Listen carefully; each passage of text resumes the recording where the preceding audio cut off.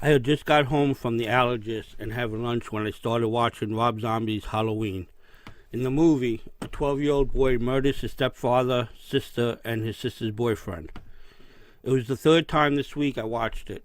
While watching it, I was amazed at how at ease the boy was during the murders and how little remorse he had afterward. I was thinking to myself it would be the same for me when I kill someone. After I watched the movie, I put it back in the case and threw it in the trash can so that people wouldn't think that it influenced me in any way. After that, I went outside to hit golf balls in the yard for about an hour. I went inside around 5:30 p.m. and just sat in the living room thinking about how I was going to kill my family. My plan was to kill my sister and my mom at my house and then go over to my grandparents and kill my oldest sister, Emily, and my two grandparents. Then I was going to wait until morning and kill my other sister, Audrey, because she was visiting from college.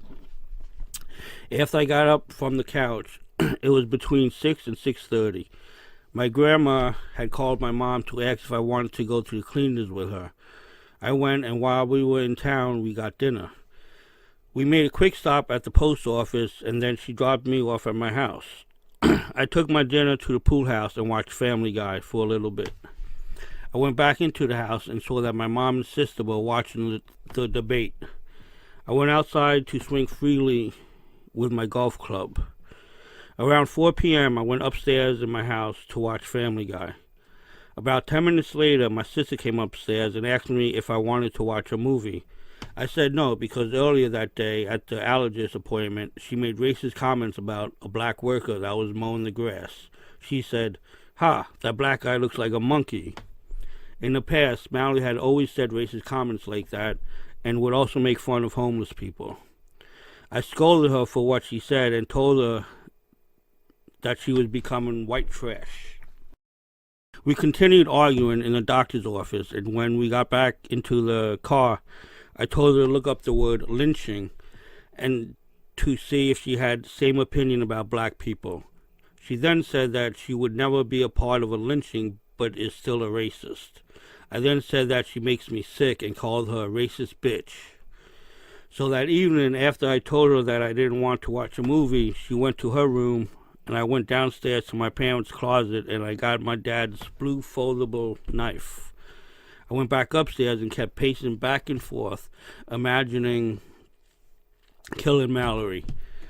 Thoughts of causing her pain kept entering my mind and were really bothering me. But then I'd think about the time she hurt my feelings and really pissed me off. So finally, around 9:30, I knocked on her door and asked her if she wanted to watch Waterboy. She said yes and sat on the couch beside the sofa I was on. I told her that I was going to the art room to get a pen. When I was in the art room, I stood there again, imagining killing Mallory. After 30 minutes, I finally went in the room and sat on the sofa with the knife in my pocket. I sat for about 5 minutes and then playfully threw a pillow at Mallory. We started having a pillow fight in the room. After a while, I thought to myself that if I were to kill my mom and Mallory, I wouldn't want them to feel anything. So I decided to kill them both with the .22 revolver I stole from my grandpa. I told Mallory that I needed to go downstairs for a little bit. After I saw that my mom was in the study, I went to my closet and picked up the pistol. I set it on my bed and was nervously opening the cylinder over and over again. I then spent probably over an hour walking nervously around the house thinking how my life will never be the same and how I will never see them again. Around 11:15, I went upstairs with the pistol and stood there for about 5 minutes. I knocked on the door and told Mallory that Mom needed her. She came out and out of the corner of her eye saw me pointing the gun at her. She thought I was joking and told me that I was freaking her out. I shot her in the back and then the head. I ran down to the study and shot my mom 3 times. In shock, I ran to my room and I was screaming at the top of my lungs that I am really messed up and that I killed my mom and my sister.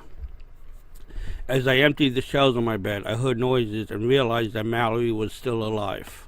While I loaded the gun back up, I was shouting that I was sorry and then ran as fast as I could to kill her. I then made sure my mom was dead and I shot her again in the head. After the shooting, I walked outside for a few minutes and then came back inside. Very shocked and scared, I placed the gun on the kitchen counter and walked into the living room to dial 911. When I look at people, especially teenagers, I see them as being very cruel to one another emotionally. It seems that their favorite hobby is picking on someone else. The people who are racist, bullies, and who are full of themselves are the really evil ones. And it amazes me because those three qualities are extremely common today. I was very sad because I felt like my own family was becoming the people I hate. I know now, though, that I'm done with killing. It's the most dreadful and terrifying thing I will ever experience. And what happened last night will haunt me forever.